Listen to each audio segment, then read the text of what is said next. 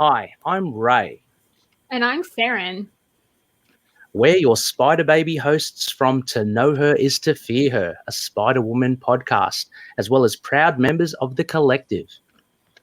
You're listening to Capes and Lunatics Sidekicks. Enjoy the show. This episode of Capes and Lunatics Sidekicks is brought to you by Tweaked Audio. To get awesome headphones, go to tweakedaudio.com and use the coupon code Southgate to get 30% off, free shipping, and a lifetime warranty. Or you can get there through the link on our website, southgatemediagroup.com. This is Luca Parrott, and you are listening to the Capes and the Lunatics Sidekicks podcast. What about our Quasar podcast, The Quantum Zone? What about our Quasar podcast?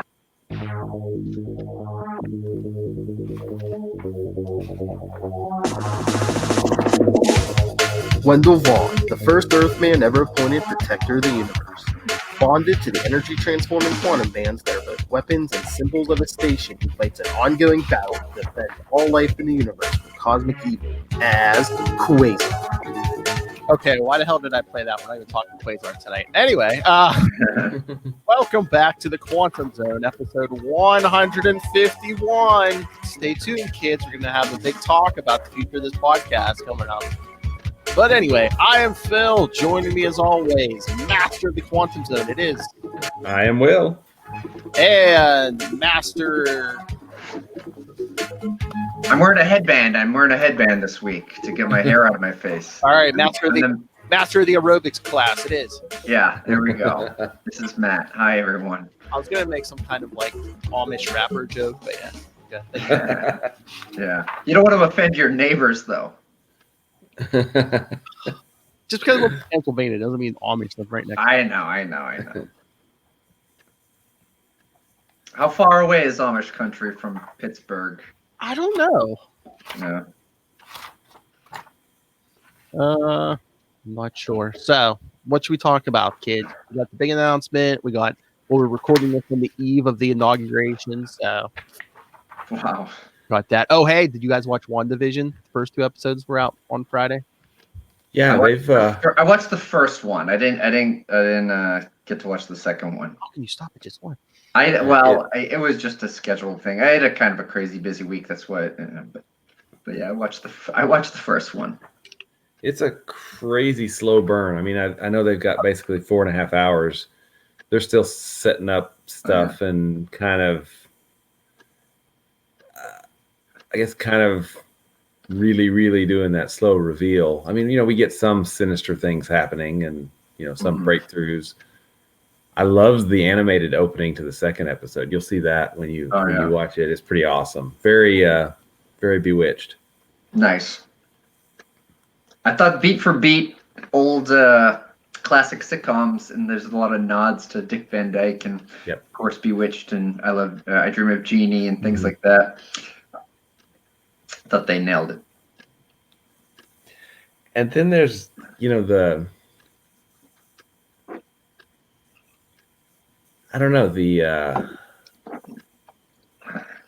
just not much to go on at this point. It looks like Sword is involved,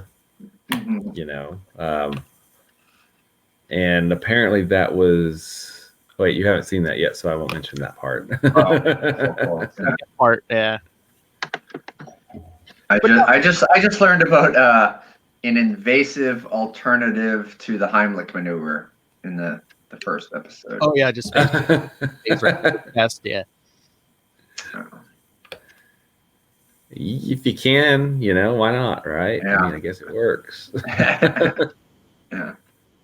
I like that they stuck with the small aspect ratio, for the first episode like that. Pretty cool. I like that Dick Van Dyke, instead of tripping over the thing, he like phases through it. Yeah. And then he's carrying her, he phases through the door. Yeah.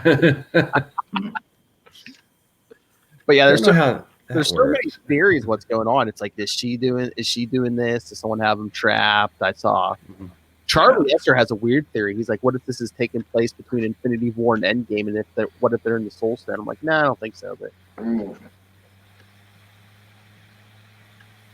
that's where they're hiding. Yeah, but then you'd be calling for, somebody who I think sounds like Hawkeye was like, Wanda, who did this to you? Yeah. Oh, I know who that is. Who? According to Easter eggs and everything, that's supposedly Jimmy Woo. Oh, is it? I thought it sounded like Renner. Okay. Yeah, Who's, I apparently. was looking at the list. Yeah, I knew he was supposed to be in this, but I didn't think that was him. Well, and I don't know. We know it because Yeah.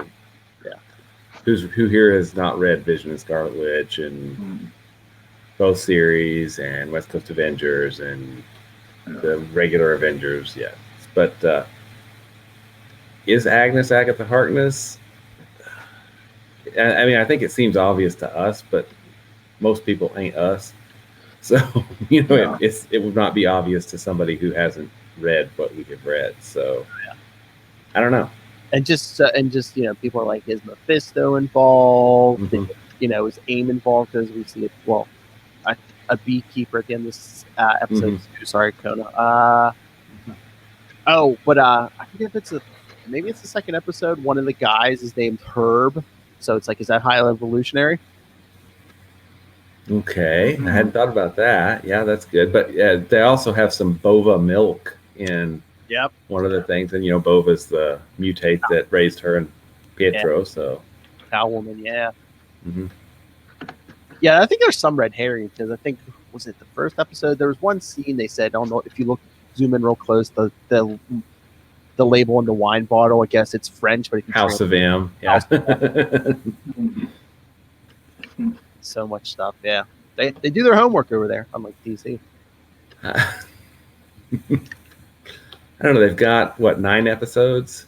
Friday was the first 2, so 7 more. But I've heard some people watch it and they're just lost. They're like, oh, what am I supposed to think? What the heck is this? Yeah. So I feel like they're taking a chance. With that slow burn, because what's it about at this point? I'm thinking maybe this week, either this week or next week, we're probably going to start getting answers. They're going to, The beauty of it, though, is that they have any Marvel cinematic universe or cinematic and television universe wrapped around their finger, so they could slow burn us for 5 weeks, and people would probably still watch, and they're not going to give it up, Well, and this is supposedly the kickoff for Phase 4. So and I thought they said it was going to connect really big to the next Doctor Strange movie, the Multiverse of Madness. So we're getting multiverse stuff in this. Yeah, could be. Yeah, I don't know. It was interesting. Oh yeah, the first 2 episodes were interesting.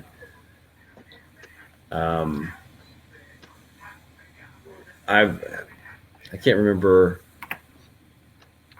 It was one of the writers I follow on Twitter. I think it's Kelly Sue DeConnick, who's a brilliant writer. I think she said she was really, and I'm probably paraphrasing and messing this up, but she was just amazed at the discipline to not try to reveal too much too soon. And I hadn't really considered it that way. So that has me kind of reconsidering my initial take. You don't want to spill everything, but they didn't really spill much of anything. And probably because they're conserving it for, later reveals. I don't know. And is there a reason that they released the first 2 at once? Is it just a scheduling thing, or is it just those were like the black and white episodes, or thematic? Does it make sense to release the first two together? I don't know. I guess we'll find out and know everything in 7 weeks, right? Yeah. They're not long episodes. That first episode was 29 minutes. The other one was 36. And that includes those seems like extra long credits at the end. And the commercials. Yeah.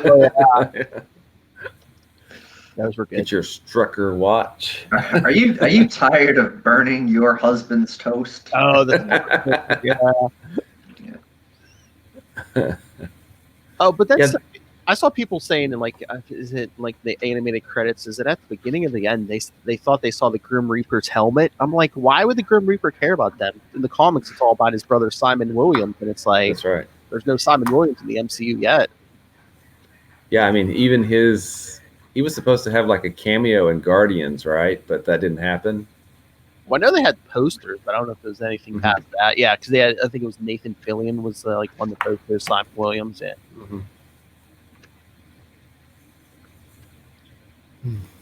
But yeah, then they had this extra long credits. I was sitting there waiting. I was like, oh, is there going to be a scene at the end? Yeah. Well, mid-credit scene. There's that scene at the beginning of the credits where someone's like watching them on the TV screen. Yep. Yeah. And are there Skrulls involved? Because there's going to be a secret invasion. Yeah. Was it a show coming up? Oh yeah, that's right. There's lots of reveals around upcoming shows and everything. I mean, it's March for Falcon and Winter Soldier. Yep. And they're still considering doing Black Widow directly to. They're talking. Well, I think they're talking about doing like Wonder Woman, like doing it same day in theaters and streaming. But yeah, I don't think they've ever come to a decision on that. But yeah, I read something today. I guess they were considering putting like an end credit scene on Endgame for WandaVision. Oh, really? Yeah, man, we would have had to wait a while for that to pay off because that was like like May 2019. 2 years later. I'm just waiting for like something plot twist where it's like, oh, Vision's not even there. It's it's all just her. I don't know. I was trying to think back to she destroyed Vision. Well, remember, she destroyed Vision, and then Thanos wound time back. Yep. Get the stone, and then he just like ripped that big chunk out of his head. That's what I was going to say. I was looking in the first episode. It's like, wait a second, is that a stone on his head, or is that just did they replace it with something? Or that's what I'm saying. He might not have a body. They might be like stuck in a VR program or something. That was my whole thing. I said, I wonder if she went to somebody to like try to fix Vision and got stuck in there. Because that first episode, it didn't seem like first too, it doesn't seem like they're getting tested. And even that first episode when he goes to work, it's like, oh, what's your computational speed? And you're so. And what do we make? Nothing. Right. What do we do? Nothing. And both episodes, it just seems like people are saying it's for the children, Yeah. My children. Oh, then we go down the whole rabbit hole of the twins and Mephisto and that's why Master Pandemonium and the devil's in the details. Yeah, it's not the only place he's. Yeah, so is it Mephisto? Is it Who knows? Yeah, lots of unanswered questions at this point. And the biggest one, remember, kids, breakfast for dinner, very European. Okay. Hello. Sokovian. The made up Sokovia.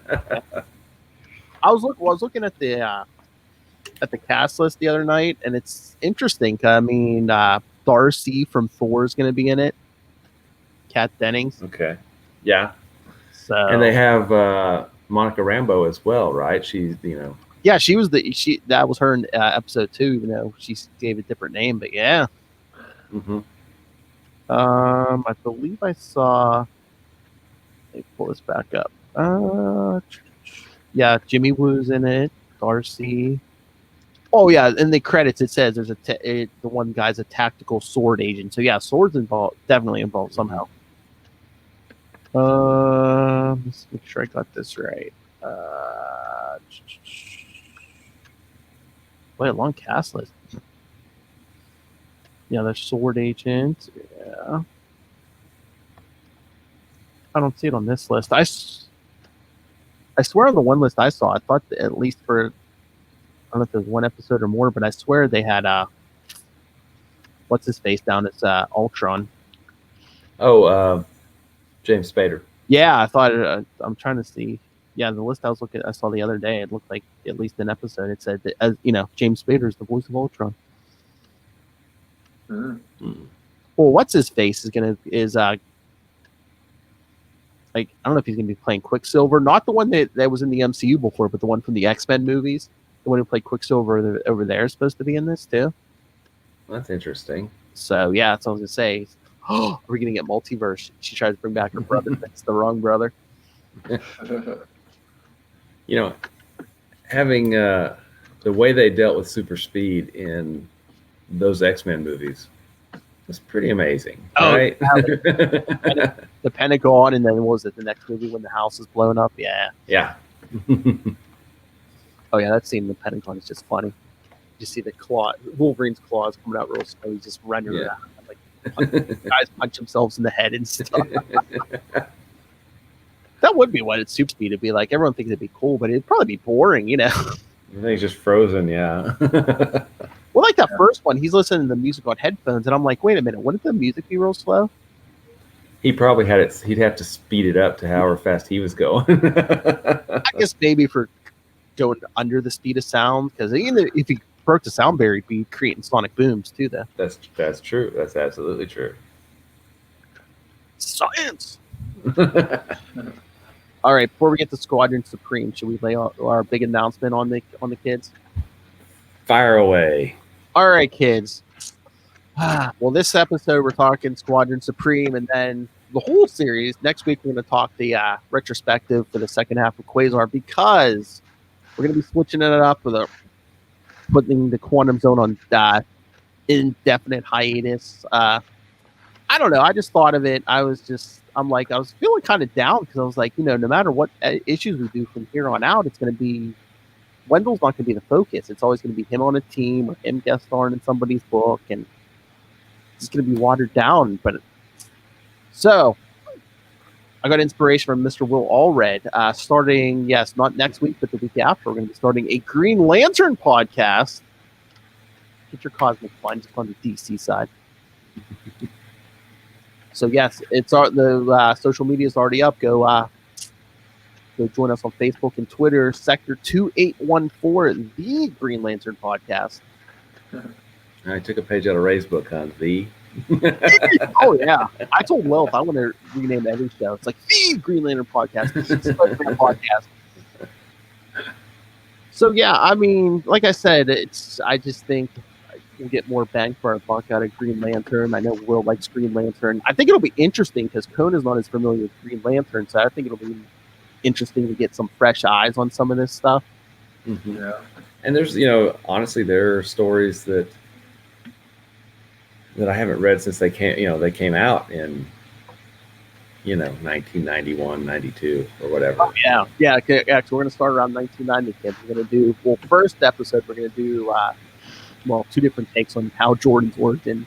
The original one from Showcase 22, and then the Emerald Dawn miniseries. Yeah, it's been years since I read that. I started reading Emerald Dawn today. And then episode 2, Emerald Dawn 2. Episode 3, action. I think we have like 30 some issues on there, but they're Action Comics Weekly, so there's a bunch of short stories and all that. So we're just going to do the Green Lantern ones, kids. Yeah, and those it was weird because the 60s Green Lantern series changed its name to Green Lantern Corps at 200 or 201? Yeah, 201 was the first one. And then got canceled. I think it was 220. Is that right? Something like it was 220 something. Yeah. No, because that's the thing. It was like Crisis, I think, was that. Yeah. Was at the point between 200 and 201. Yeah. And there was no Green Lantern title for a while until the relaunch of the. I wasn't reading at the time, but it was at least a year or two, wasn't it? I think so. It was quite a while. And then I do remember loving because they did the action stories and Action Comics, and then and then the relaunch book. The first 8 issues of that are really strong. Episode 4, we're going to be doing. Yeah. That's right, kids. We're going to be doing stuff like arcs, so we can get through this like quicker and stuff, and get the Will's going to want to skip over Emerald Twilight as quickly as possible. Yeah. So we'll do arcs.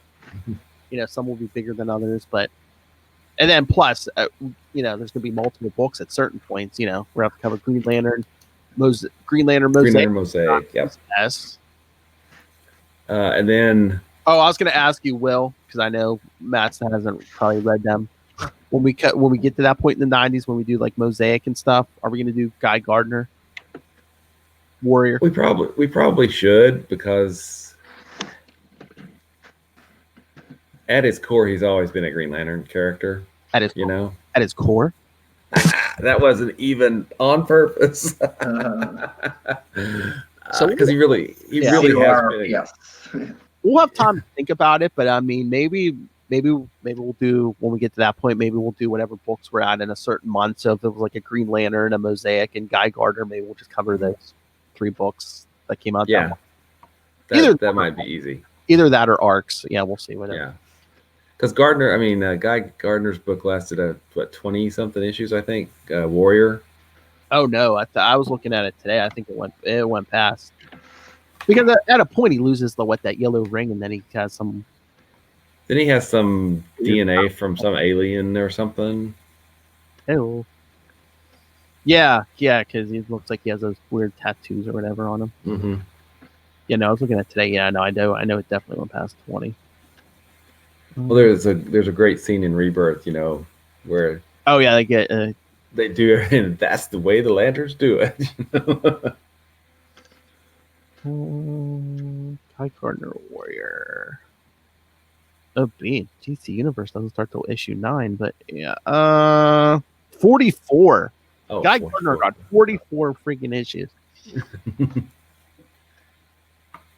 That's not even counting 2 annuals. Yeah, then so once Emerald Twilight hits, there's Green Lantern. There's a crossover that happened kind of mid. Cal's book, it was like issue 60, I think. No, I mean in the hundreds. Like it was Adam Strange, Jade, and several other characters. Oh, what was the name of that crossover? I'll have to look it up, but it had some one shots, I think, along with it. Oh yeah. Well, I think I know what you're talking about. Yeah. But and then we're gonna get there's one crossover with Green Arrow. Connor Hawk. Yeah, the Hard Traveling Heroes Part 2. Yeah. Part 2. So yeah. So every once in a while we'll get something, Green Lantern crossover with something else. Yeah, it was once Emerald Twilight hit, there was not a lot of extra books. He was Kyle was in the JLA during Grant Morrison's reboot of the JLA. Oh my God! If nothing else, we should maybe once we get to that point, maybe we should do just like an arc or 2 from Morrison's JLA. Rock of Ages. Yeah. Crazy. But then once Rebirth happens, we get the new Green Lantern series by Jeff Johns and what was the artist's name? He worked with Kurt Busiek on Aerosmith. I don't know. I should know it, but anyway, well, awesome art. I'm curious to see what Kona's going to think, because we're going to start in the 90s where there's like a handful of Green Lanterns. They build back up to the Green Lantern Corps, and then how Jordan puts it all crashing down. Then there's only Kyle Rayner for a while, a couple of years.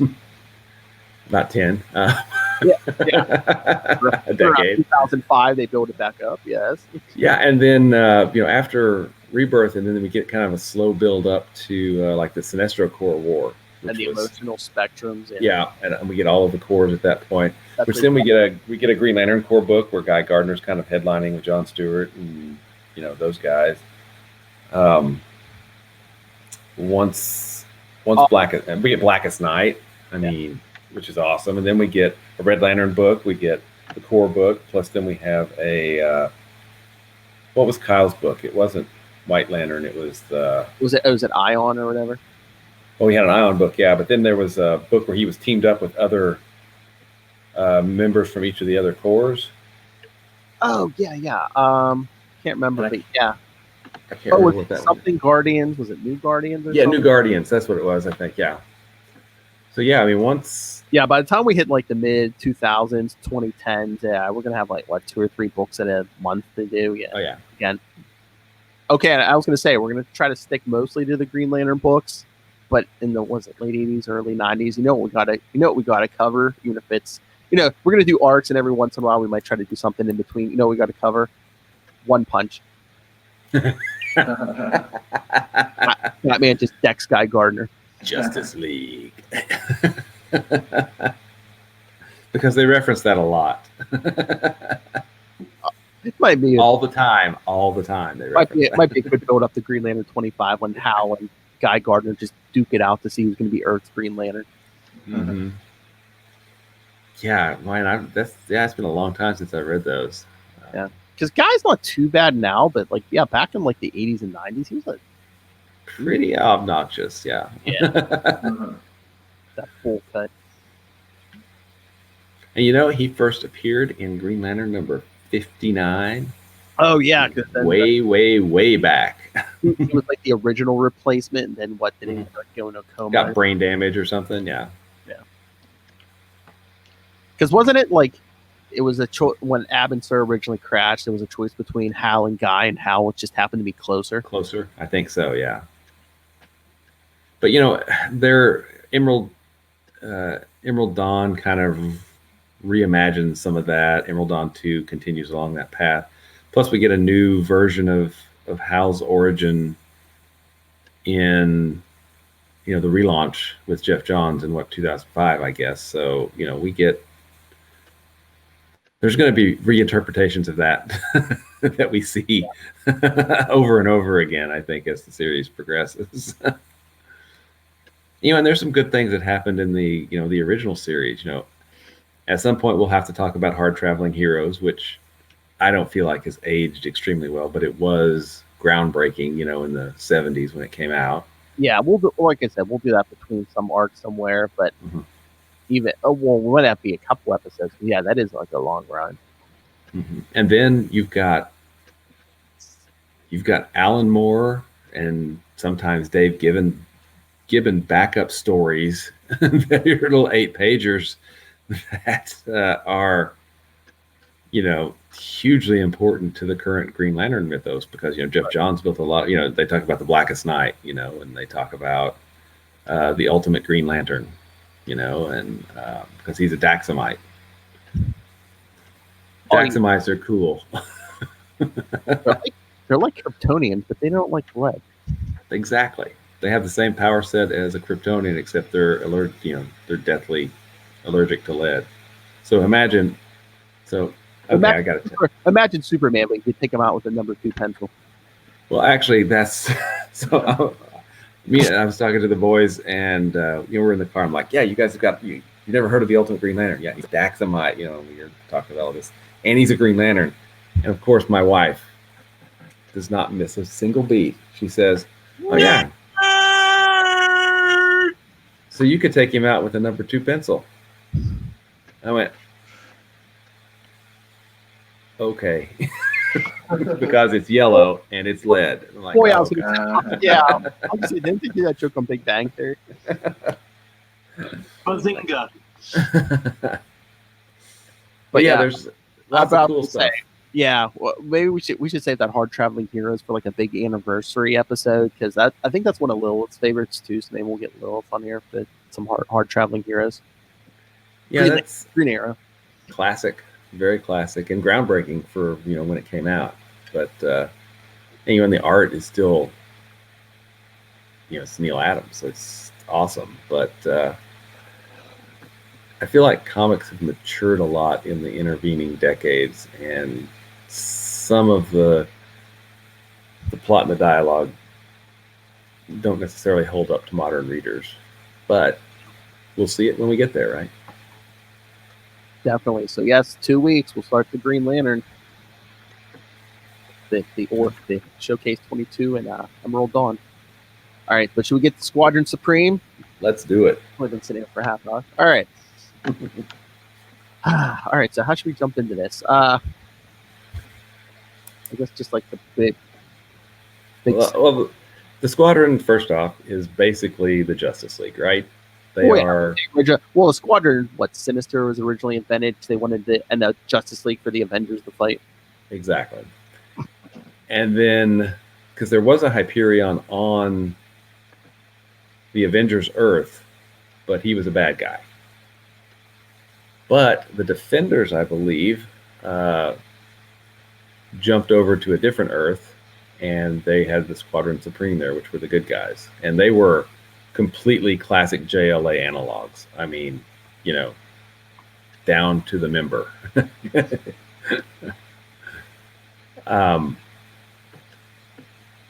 And then, it must have been something in the air or the water or something, because as this was coming out around the same time, and Grunwald was working on this at the same time that Moore and Gibbons were working on Watchmen. Similar themes, but much different execution, right? I mean, Grunwald is telling a kind of a traditional superhero story with kind of a twist that, oh, hey, they're actually making changes to their world. This is, does absolute power corrupt absolutely? Blah blah. He's kind of dealing with that.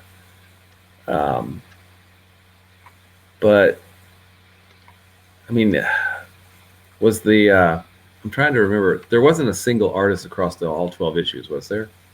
I don't. I know Paul Ryan was like the second, like towards the end, but yeah, I don't think he's. Yeah, didn't Bob Hall, I think, do some of the art too? Yeah, I'm looking at the list on Marvel Unlimited. Yeah, Hall was there for, I think, we'll take the first 5 issues, then I think Paul Ryan takes over with 6.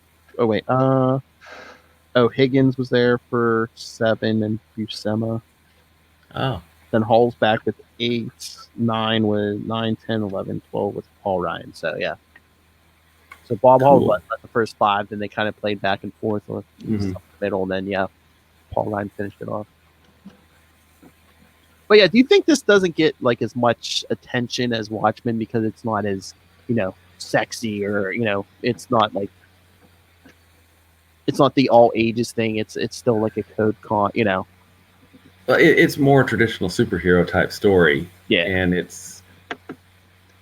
And I think Grunwald really tried to limit himself to kind of those guardrails. He put those guardrails up, and I'm going to stick inside this and tell the story that he wanted to tell. Moore and Gibbons, there were no guardrails. They did. I mean, it was a dissection of superheroes. It deconstructed them until does anybody you come out of it pretty depressed because like, is anybody really heroic? I mean, but Grunwald, he didn't really go into that level of depth. I don't think he was out to deconstruct superheroes. He was out to see in a kind of a Marvel way what the impact of superheroes might be on a world. And why can't they just go around and like change, yeah, the world, fix things, and plus I think he was playing a little bit with that, absolute power corrupts, absolutely. You can go into it because a lot of it is about good intentions. They change people's minds. Oh yeah, the behavior. Literally. They make you stop biting your fingernails. Exactly. I think Grunwald was more interested in, where do you draw the line? And if you look at Watchmen, there is no line. You do what you can do. But here, I mean, I found it's a couple paragraphs, but it's a summary of the whole series. Mm-hmm. It's Earth 712. They said I didn't know. They said it picks up. I guess they were last seen in Defenders 114. The squadron led by Hyperion believe they have the knowledge and power to recreate the world and create a utopia. Nighthawk protests, believing that the squadron should serve and not rule. The issue is put to a vote for the so-called Utopia program favored by the majority of the squadron. Nighthawk, unable to agree with the decision, and clear conscience, resigns from the team. The squadron assumes overall control of the government of the United States and remakes the nation into a virtual utopia. The team implement a series of sweeping changes, including revealing their secret identities, instituting a program of behavior modification in prisons, where inmates are forced to submit to a process that mentally inhibits their criminal instincts, enforcing a strict gun control policy, and developing medical technology to cryogenically preserve the dead. And then it gets into the whole Golden Archer thing, how he brainwashes his girlfriend into loving him. Yeah. Yeah. And you mean he brainwashes his almost fiance? Yeah. Yeah. And Nuke, and the whole thing with Nuke going crazy. Nuke was Firestorm, right, Will? Or was it Captain? Or was he Captain Atom? I would say probably Firestorm, because they're going for the classic 70s probably. And remember the reason they took over, because I think in the Defenders books, Null the Living Darkness had taken over their world and pretty much, ruined it. He'd taken over the. Well, at the beginning of this issue, didn't they say the Overmind? Was it the Overmind? Or was it Overmind? That's right. Yeah. Yeah. Sorry. Who we see later in Journey. Yeah, it's true. I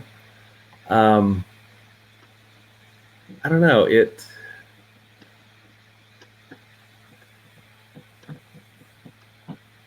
He makes. Well, I mean, he does what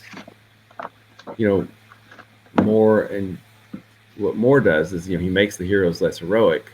Yeah. But it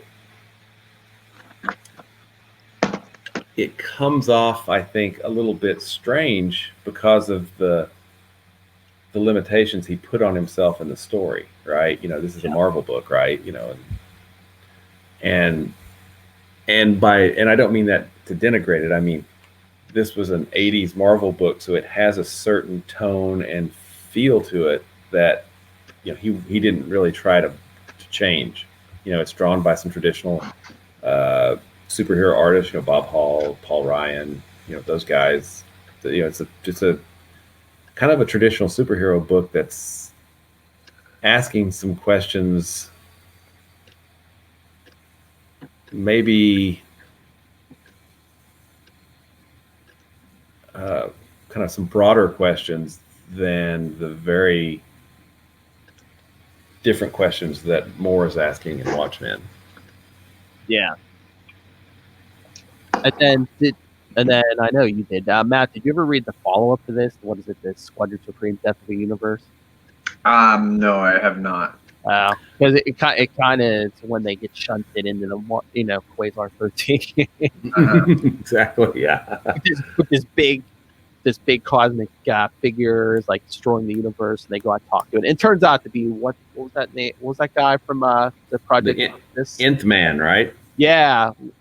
Remember when Thing and Quasar shunted that guy out of the universe? Well, they popped him into the Squadron Supreme universe.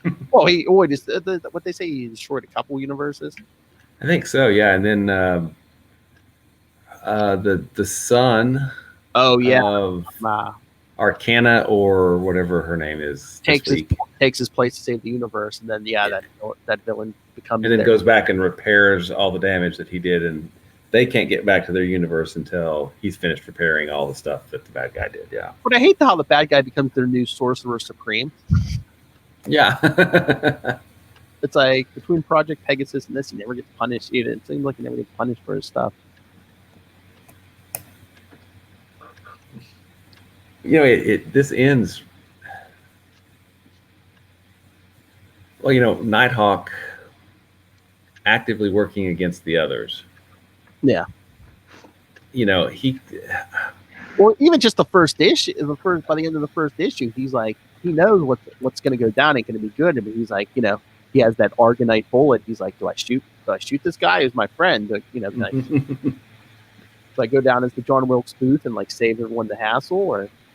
Well, and I think Grunwald does something cool because he resigns because he won't compromise his ideals, but he does compromise his ideals because he works with and causes the deaths of a lot of people. Wait, a president with morals? What? I know, it's tomorrow. Yes. Soon. So soon. yeah, there's not a lot of. I mean, it's still very superhero-y, science fiction-y, not super grounded in the real, the gritty realism like, say, Watchmen is. Because a lot of these people, in Watchmen, there's one superhuman. Yeah. Maybe two. Okay. But there's one for sure. Yeah. No one else has powers. Yeah. Well, Ozymandias is. I mean, he has an intellect. I mean, yeah, you could say maybe he's the smartest human being the human race ever produced. He caught a bullet. He caught a bullet. I mean, like in his hand, caught a bullet. I'm Batman. So yeah, I don't know, but in the Squadron Supreme, all of these people have powers except for Archer dude, right? Oh, Golden Archer and Nighthawk. Well, his superpower is being rich and the president, right? Yeah. Wow. Yeah, there was a lot of eerie parallels to 2020, even just in like reading the setup, the first few issues of Squadron Supreme. They're not super precise, but there's themes and brainwashing and hysteria. People, substitute anger over food rationing to other things. And, very interesting. Very much worth picking up and flipping through it. It's a nice little trade. Oh yeah, they reprinted that so many times. It's on Marvel Unlimited. I mean, if you buy the trade, I mean, there's versions out there put around with Grunwald's actual ashes. Yes. First print, the first print has his ashes in it. Yeah, I've got it here somewhere. Wow. When I bought my trade, I remember they had the whole thing in the in the introduction. I was like, oh, ashes, and then at the bottom of the page it says this edition does not have ashes. I'm like, yeah, editor's note. Yeah, editor's note. Star. Yeah. This has no ashes.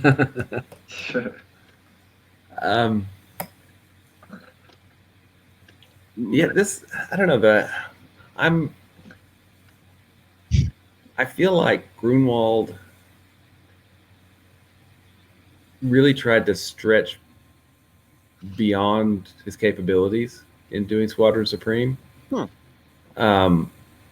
Because I don't think it completely and totally succeeds. But I think it does succeed in a lot of ways.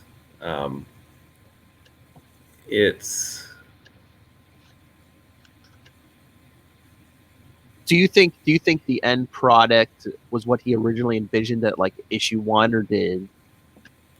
Well, I think so, but I think he kind of, based on the themes that he was going for, and I think his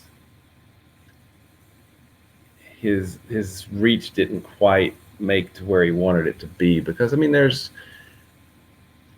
it's like the first half, it's like they're dealing with like actual issues, and the second half, I mean, maybe it's because they brainwash and bring in a bunch of their enemies, but the second half, it's like, oh, we got to take down the squad. It's more like we got to, and it becomes something different. He was dealing. They're dealing with these global issues. Yeah, and it seemed like, I don't know if it was wandering or if he, but yeah, I mean, even the stuff with the second Hyperion and stuff, and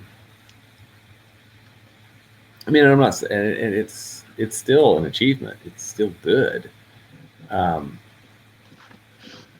I think if he would have given himself more freedom, he probably would have mined a lot of the same,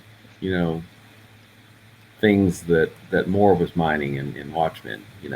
Because it's, I mean, Watchmen seems like a more purified form of what Grunwald was, I think, trying to do. Because it's, who watches the Watchmen, right? Who's but again, too, it's like, who watches the Squadron? Yeah, I mean, they didn't have before that, they didn't have like their own monthly book, but the Squadron had been around. Like Moore basically just, I mean, he did the same thing, but he created characters that were like reflections of other characters. But I mean, when Moore started, these were all brand new characters. They had no history. Exactly. And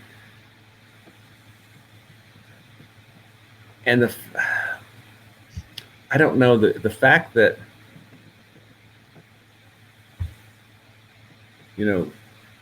Spider-Man or the Thing or Quasar or anybody could go to the Squadron universe because it's a comic book universe versus initially, for the first 30 years, Watchmen was just this thing. It's its own thing.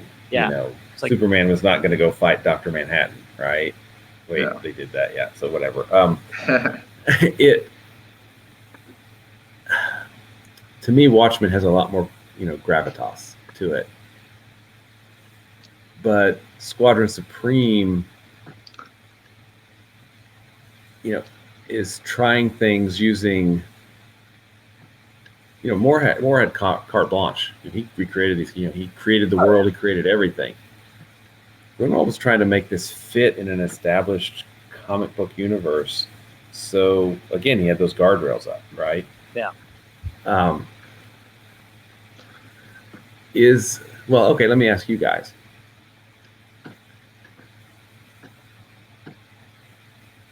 What do you think Grunwald's best work is?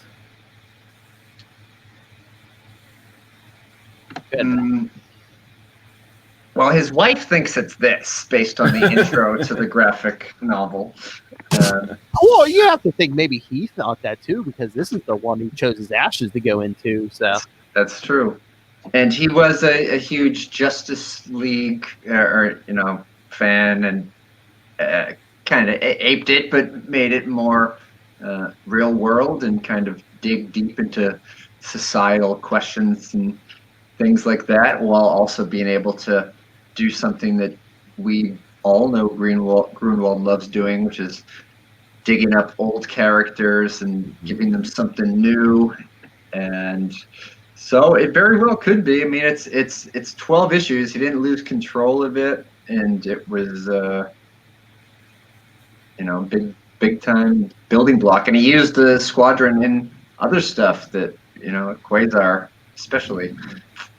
So yeah, it could very well be this. I don't know. I mean, I don't know if it's because I came to them first, but I always liked his Captain America and Quasar more than this. I mean, this is good, but I always like Captain America and Quasar better. But I mean, yeah. But if there were over 100 issues of Squadron Supreme, maybe it's kind of a limited 60. Yeah, right. Yeah. I still. Okay. I still feel like Grunwald did his best work. He did really good work on the Squadron. He did really good work on Captain America, but I really feel like Quasar was kind of his. Really kind of his magnum opus, what he, the story he wanted to tell. I was going to say with Squadron and Quasar, not a ton had been done with either one of those, but I mean, they had already existed before Grunwald got a hold of them. Mm-hmm. Do you think, in my opinion, I think he did better with Quasar than Squadron Supreme, but do you think maybe that's just because the Squadron was so big, it was its own universe, there was a big group of them, and Quasar could just got to focus on one person, and it came out a lot better? I think it's, and maybe this is just me because hey, I'm weird. I know that, but when you get right down to it, the Squadron is the Justice League. Oh yeah, and fundamentally, I think at their cores, sorry, Green Lantern joke. The Marvel universe and the DC universe, and Kurt Busiek kind of gets into this a little bit in the Avengers JLA crossover, which is great. Yeah, they operate by different rules, and I don't just mean the rules of magic and the pseudoscience and all that stuff. I mean, they feel different because they're expressed differently, and it kind of becomes this. It kind of becomes, just corporate comics, if you want to get right down to it. Corporate superhero comics in the last couple of decades. But in the 70s and the 80s, Marvel and DC were very different, right? You know, the books had a different feel to them. You could tell, you know, as a reader. And I think part of that is that really with the Squadron, he's transplanting these, you know, DC archetypes into a Marvel style universe, and I feel like they fight each other some. Well, maybe that's just me being weird. I don't know. Well, that's what I was going to say. Do you think maybe even on a subliminal level that a lot of people may not even realize that, you know, you see stuff going on here and it's just like, you know, if you see Hyperion, you're like, oh wait, Superman wouldn't do that, or yeah, I mean that could be. I mean that's because he's playing against type somewhat because, you know, obviously he knows who these characters are supposed to be, right? But and then he kind of undercuts it too. Yeah, I mean, is it maybe because too? I don't know if it was conscious or not, but it's like, oh, these aren't the Justice League, so I can basically, they're disposable characters. I can kill who I want. I can have anyone go evil who I want. You know, he can do things that you don't often see done in a superhero comic that we're used to, especially by Mark Grunwald. Mm-hmm. And you know, that's a superhero giving their parents cancer. You know, I mean, it's like it's crazy. I know, but like, but even like we don't really. I mean, obviously, like later in more modern times, we see collateral damage caused from superheroes fighting, but this is caused by just living at home and being a loving son. Mm-hmm. Very tragic. There's so much that's like unexpectedly kind of pulls you at you, like, you know, it gives it a real vibe to you. It really makes you think about other things going on in this alternate world. Yeah. Well, Conan made me think of something else too. Do you think maybe too that it's like maybe Grunwald's strength wasn't writing characters who go dark or do morally questionable things? I mean, look at the ones we like, Captain America and Quasar. Those are the Boy Scouts. Do you think he wrote maybe that was his strength, writing the Boy Scouts? Well, but he also wrote the Red Skull. He wrote, you know, John Walker. He wrote, like Flag Smasher. I mean, there was some. But he also had an exact opposite, you know. Yeah. Mm-hmm. Yeah, and maybe that. You know, I don't know. It's because Squadron Supreme, I don't think you had anyone who is completely, you know, the Boy Scout, that completely, you know, squeaky clean. You know, it could have been Hyperion or somebody, but it wasn't. Yeah, I mean, it's because I think that, I mean, both sides were like, well, am I doing the right thing? I mean, both sides were doing questionable stuff. Yeah, and it just kind of, and then it, you know, it basically devolved into a slugfest at some point, right? Oh, you know, yeah. At the end. So, you know, I think Moore makes a better point, you know, with that, you know, with the comedian, you know, superheroes are fascists, you know, they use violence to, you know, enforce their beliefs. And, you know, he expresses that very clearly in Watchmen, whereas, you know, I think Grunwald's trying to go there, but he's kind of bumping up against those rails that he set up for himself, because this is it's a Marvel production in the Marvel universe, using these Marvelized versions of DC characters. I don't know. I really think it deserves kind of some study, some compare and contrast just between the two works, because, you know, they're mining a lot of the same, you know, themes and ideas, but they express them so differently, you know, so differently. If only we could find someone to teach a class on this thing. That'd be cool. Yeah, I'm not going to argue with that. I wonder, like, if you like offered like an online class or something, and offered, I don't know what a rate would be to like sign up for, you know, Well, could you do like a 12-week class and do like each week do an issue or something? An issue. That. Yeah. I think you'd have to do like an overview too, because yeah. The way Watchmen is structured is very different than the way that Squadron Supreme is structured. You know, and actually I'm glad you brought that. That's a good point, because I hadn't really considered that until now. But so if you look at Watchmen, you have a present issue, and then an issue that tells the character's history. Present history, present history, present history, present history. Squadron has a lot cleaner through line. You know, every issue advances the plots in Watchmen too, but it's maybe this is what I'm struggling to get. Marvel is a more soap opera type style, more melodramatic, right? Or at least back in the day when you were comparing Marvel and DC. That's fair, yeah. And Grunwald kind of continued that with Squadron Supreme. More jettisoned all that stuff. This was this very bleak, very dystopian, world that had been impacted by the superhumans that had romped around in it, I guess.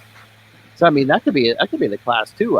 If it's not just Squadron, do a Squadron Supreme versus Watchmen comparing contrast. I mean, they're both 12 issues. That they're both around within what, like a year or two each other.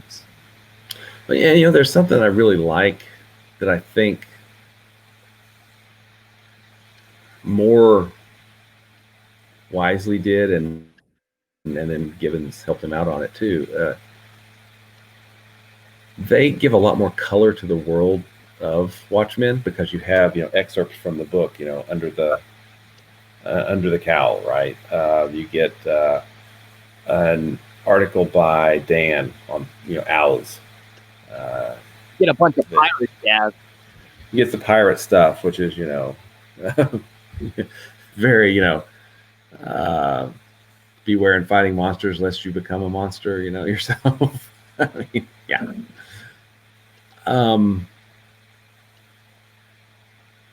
Grunwald is, a really good storyteller, but I think Moore is on another level than pretty much everybody else. Yeah. And that's why Watchmen is the book that we still talk about so much, whereas Squadron Supreme is an interesting footnote. But I mean, it's, hey, you're not as good as Alan Moore. That's an awesome compliment. Thank you, dude. If somebody would say that to me, yeah, okay. Do you think maybe Squadron Supreme went a little long too? Like maybe if you tightened it up to like 9 or 10 issues, maybe it would have been more cohesive. Maybe, but I mean,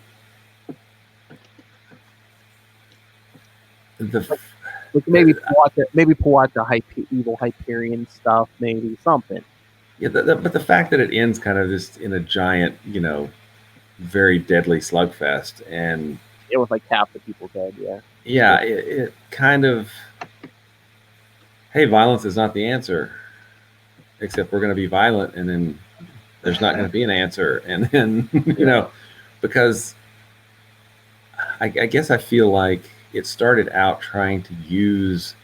Or I mean, was that kind of a point too? It's like, yeah, I mean, you could say violence isn't the answer, but sometimes it just, whether it's the other side or whatever, sometimes it just devolves into that. Or I mean, that's possible.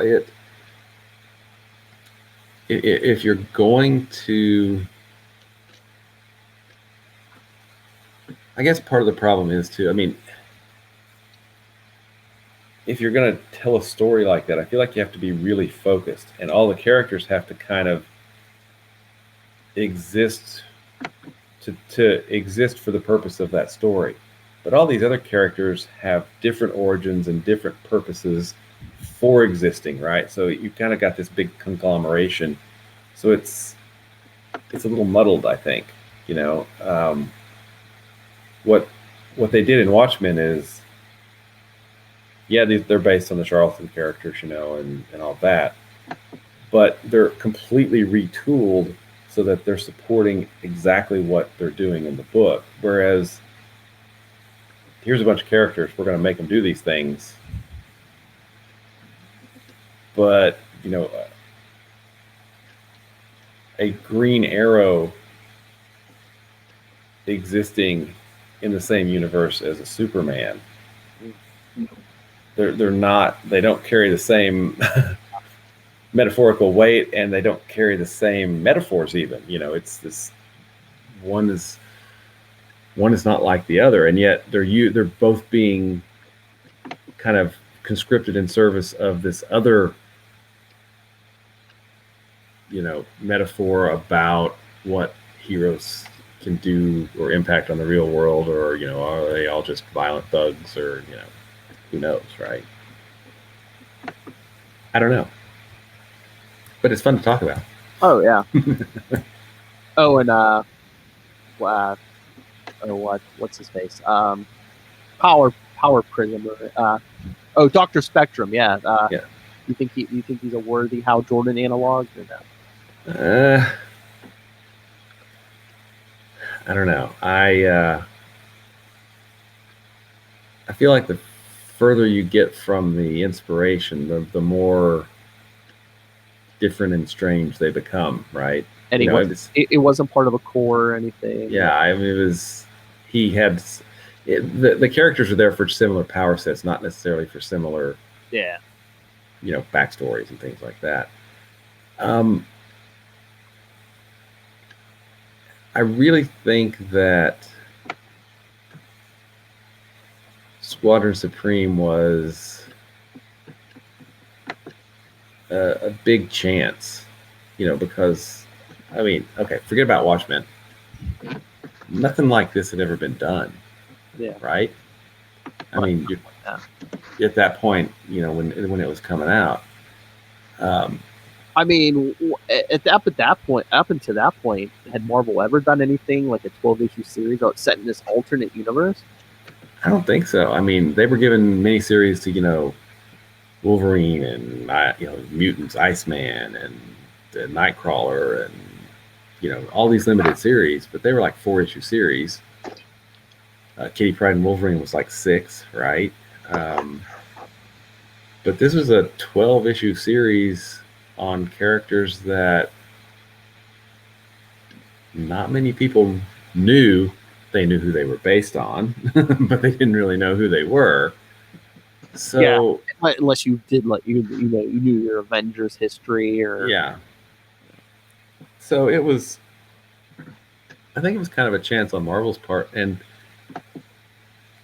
Grunwald did take some chances and tried some things with the series, but it does kind of feel like it changes direction, doesn't? I mean, oh yeah. So I think, I'd say probably about halfway, maybe when that Captain America fill-in or that tie-in comes. That's like pretty much the halfway point. Mm-hmm. So yeah, I guess it feels like it was. I don't know if it was Grunwald fighting it, or the characters fighting, or just the themes, or something. It seems like it was kind of fighting itself in some places. It would have been even more of a mess if they had done more tie-in issues, or made something or made something a Secret Wars 2 tie-in and had the Beyonder show up or something. Oh, we should have had the Beyonder show up. Yeah, he could have, tracksuit Beyonder. Yeah, he could have eaten a glass thing, and wow, that's pretty ridiculous. What was that, a Spider-Man issue? I guess.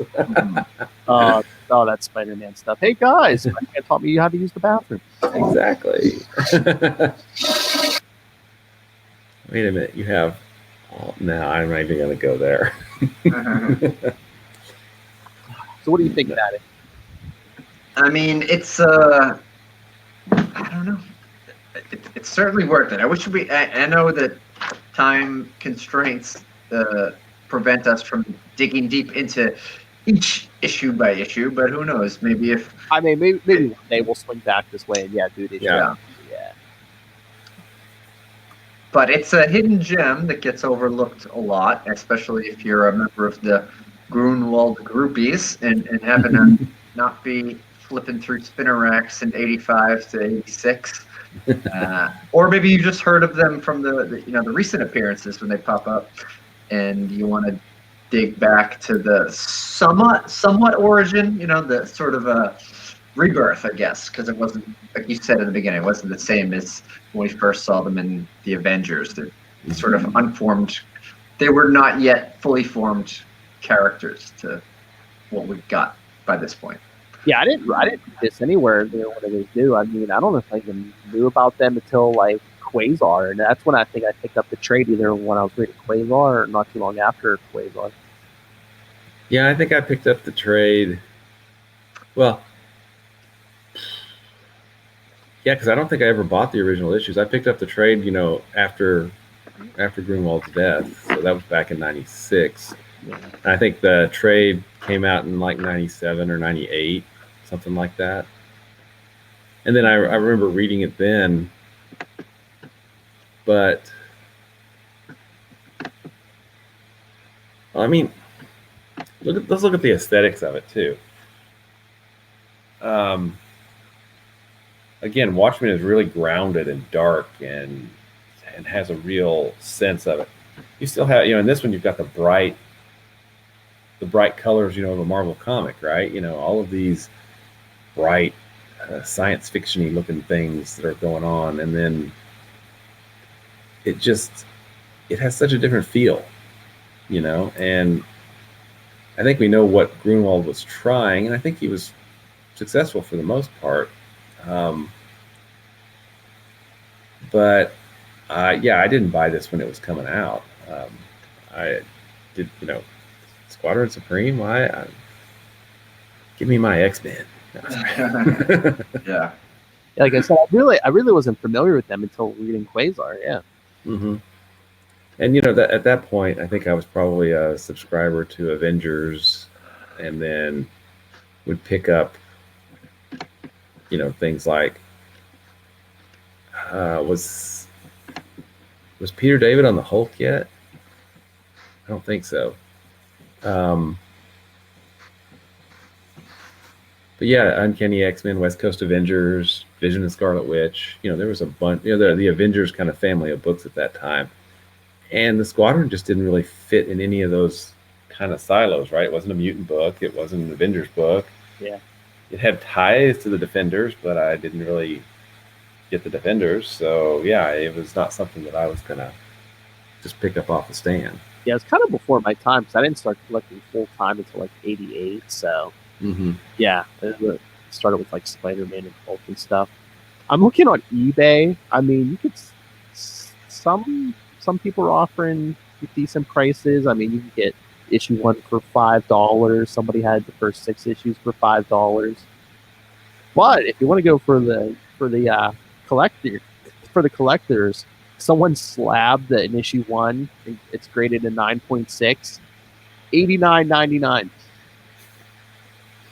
Wow. I think you can probably, once the once the outside world is allowed, once we're allowed back in the outside world and conventions happen, you could probably put together a run from a $1 box, right, or a 50-cent box. Oh yeah, easily. I mean, if you don't want that, a perfect 10 copy, yeah, I've seen these in $1 boxes.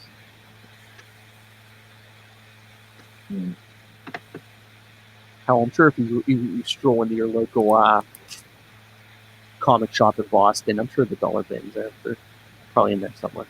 Oh yeah. Hey, Ray, actually, you want to hear some Ray feedback? Sure. Oh, sure.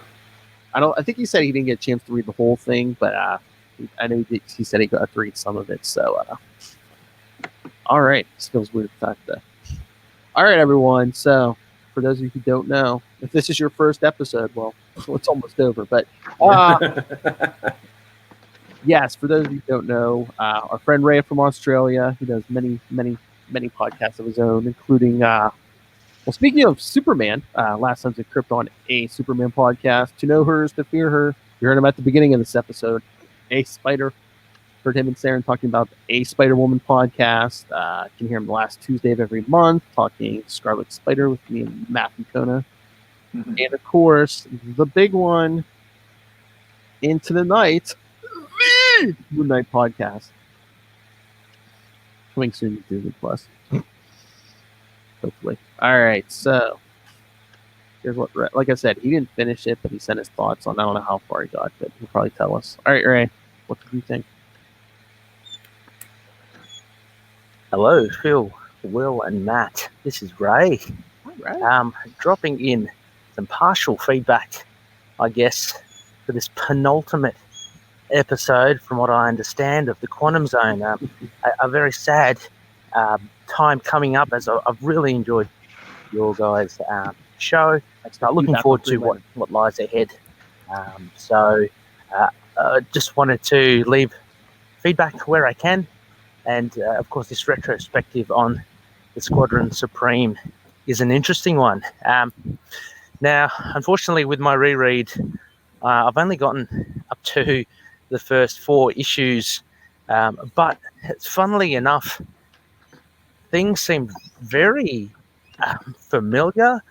So I think I've read this like a long time ago, because there were events in it. Number one, like Tom Thumb, he was very familiar to me. Number 2 was Nuke and him accidentally being killed by Spectrum, Dr. Spectrum. That really so I felt I've read this before. And then to cap it all off, that bit with the I can't remember what Tom Thumb called it, but where the Golden Archer used it to make Lady Luck fall in love with him. All that I'm pretty sure I've read before. So I reckon I've read Squadron Supreme, but seriously, it's lost to me. So I'm enjoying this reread of it, but it is certainly bringing back some things. Overall, I can see why Grunwald probably put this so close to his heart. It really does seem like a passion project, and you can just tell that there are loads of things that he wanted to write and put in it, and it certainly is a dense read, but it's really good stuff from Grunwald. The obvious comparisons to the distinguished competition, it was so funny because, you know, we joke about it and we say how it is literally, but I was just reminded of how literal it is, like Lady Luck as well. I mean, and knowing now a bit more about DC, these direct comparisons, so not only with Superman, Batman, Wonder Woman, The Flash, Green Lantern, they were pretty obvious, but, you know, the Golden Archer and Lady Luck, now it's like, oh my gosh. Having read Green Arrow from one of Lilith's top 4 books, and, you know, the relationship he has with Black Canary, it's, oh my gosh, it's like Lady Luck and Golden Archer is so very, very obvious. Just a question, I'm not sure if it is something or it's something purely Grunwald, but maybe you guys can answer. Tom Thumb, is he meant to be someone in particular? I can't really put my finger or my thumb, no pun intended, on it. But yeah, if he's someone from DC, I'll be pretty keen to know who. But everyone else seems pretty much accounted for. And I like, at the very first issue, I love how they unmask themselves, and from then on, they become like unmasked. Interesting, like I'm going to go all the way back to issue 1. Interesting though, Hyperion being a Superman pastiche, it is interesting that he's not as powerful, it seems, still as Superman. I mean, he struggles with that 300-odd ton vessel, which was theirs, careening back into Earth. And he's on point as well. Like he says himself, I think.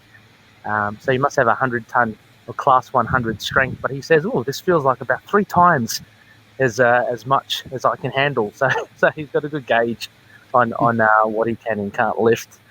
But yeah, I think over time, he's become a lot more powerful than he seems, at least from this first issue. What I do love, and I'm hoping it's just going to continue through, is how flawed, I guess, they all are essentially. And there are things such as even the thing, Dr. Spectrum, when he fights and accidentally kills Nuke, thinking, oh gosh, should I just dump the body, or should I just, pretend something else happened? At the end, he doesn't. He brings it back and kills everyone. But you can see that all these people, they aren't picture perfect. And of course, Golden Archer, what he does with Lady Lark is highly controversial. Oh, not even controversial. It's highly unacceptable. Very much akin to. It reminded me of, there's a Valiant comic, Harbingers, where Peter Stanchek, he uses his mind control powers to make someone fall in love with him and him to sleep with her. So it's a very kind of awkward stuff, and to see Lady Lark under that spell is very uncomfortable too. Anyway, I'll just leave it at that. I'm going to listen to the show. I'm going to read the rest of the 8 issues first before I probably listen, because I just want to get a full sense of it all. But I'm sure it's going to be a great show. Thanks so much, guys, for doing all that you've done for Quasar, and at least give it a chance to talk about Squadron Supreme. And I'm looking forward to the last episode as well, with the wrap-up to the Quasar retrospective. Anyway, catch you later. Thank you, Ray. Yeah, thanks, Ray. I think Tom Thumb was kind of supposed to be sort of analogous to the Atom, not the same power set, but kind That's of. what I was thinking, yeah, but because that was kind of weird. I mean, we didn't have any size changers, did we? No. Nah.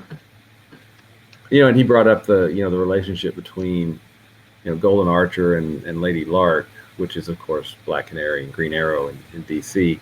Yeah. But Grunwald also did the same thing with Hawkeye and Mockingbird. Okay.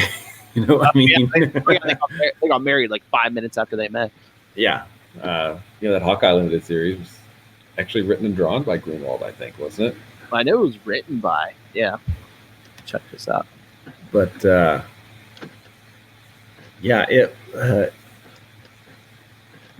that's one of those. He did love his DC. He definitely did. I think I remember reading somewhere that like the ultimate DC fanboy is like Mark Waid. He knew everything there is to know. All the different Legion planets, the different types of kryptonite, and then their effects and where they first appeared and all that fun stuff. And only one person ever out-trivia'd him on DC stuff, and that was Grunwald. So I don't know if that's apocryphal or if it's actually true, but I'm relating it regardless. Yeah, that's what I always heard, that the two of them were like the biggest. They knew like everything about Marvel and DC. Mm-hmm. The marks. I was trying to see here about this Hawkeye thing. Wow. We're coming up on the 25th anniversary of his death. Is that right? When was it? 90? It was 96, wasn't it? Yeah, I think so. Yeah, because it was 96. Yeah, the 25th.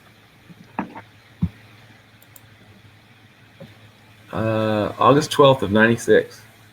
Oh. Wow, he was only 43.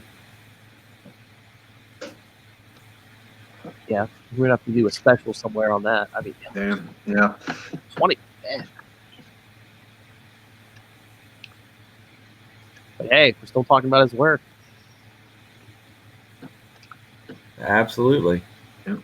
Let's see, writer. All right, so should we think about starting to wrap this up? Let's wrap that up. Let's wrap it up. All right, everyone. So yes, you can still send your thoughts on Squadron Supreme. Next week we'll be doing the retrospective on the Quasars 26 through 60. So send your thoughts on that. And hey, any thoughts on the last episode of the Quantum Zone, or at least for now?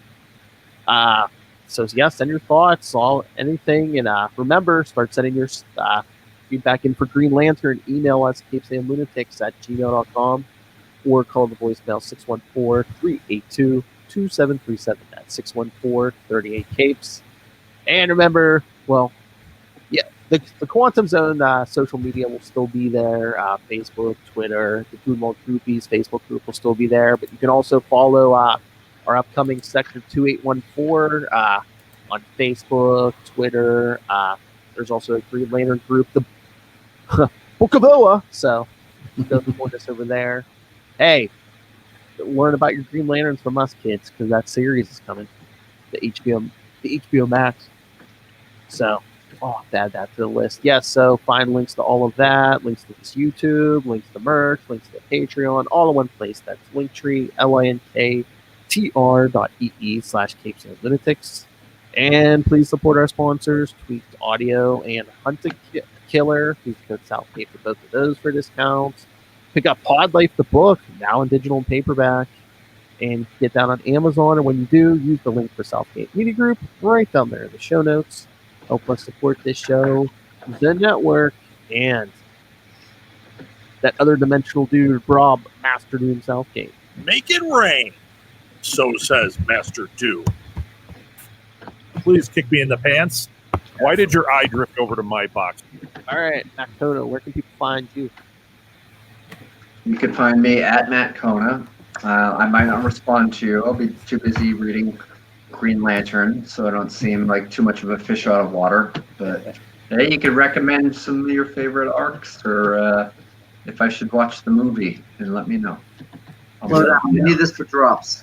Have you watched the movie before? No, I didn't see it. I don't know if I should. I don't know if we should recommend that, Will. The boys and I were so pumped to get a Green Lantern movie because we are Green Lantern fans, and Hot Wheels track, Will. Hot Wheels track. Yeah. We would have to do a Mystery Science Theater 3000 on that for one episode. Now, the Green Lantern animated series, the CGI one that was on Cartoon Network, that was actually really good. And then the DC put out like 2 animated movies, like things in it. Oh yeah. Hey. Uh-oh. DC New Frontier is a Green Lantern origin story, which is pretty awesome. Yeah. So yeah, we might have to hit that up. Yeah. All right. So while Matt's reading Green Lantern, Will Allred, Master of the Quantum Zone, and I'm going to think of a new nickname. Where can people find you? You can find me at Wallred. That's at WALLRED at Gmail and Twitter and Facebook and all those places. You can also find my self-published work, Diary of Night, at diaryofnight.com. And currently, we're getting ready to start fulfillment on Crossover Division with Crossover Division #1, which was just on Kickstarter. And there's always all kinds of cool stuff about Quasar, which I'm going to have to totally rethink that for the new show. But there's all kinds of cool stuff about Quasar at the Quantum Zone, which is quantumzone.org. I'll put it in my navel. I am God. We're going to start a second website. Yeah. I don't think Green Lantern is going to be as kind on the drops, right? I just don't. Yeah. I don't know, man. I would just be like, hey, can you read that one line out of that issue? Yeah. All right, everyone. Thank you for joining us again next week. Come back for the last episode of the Quantum Zone. And of course, I wouldn't be starting in this new thing, or all had to be approved by these gentlemen. I would not do anything. Do it without them. Well, it has been fun, and I'm looking forward to keeping on. Like I said, I'm very curious to see what Kona thinks with fresh eyes. Mm-hmm. Especially some of that 90s stuff. First comic I remember buying was Green Lantern. Ooh. Off the stands. We can talk about that next time. Oh yeah, for 2-week episode. Yeah, for all right. Coming back. I'm gonna come back next time. Coming back for Green Lantern after that. And remember, Quantum Zoners, keep it supreme.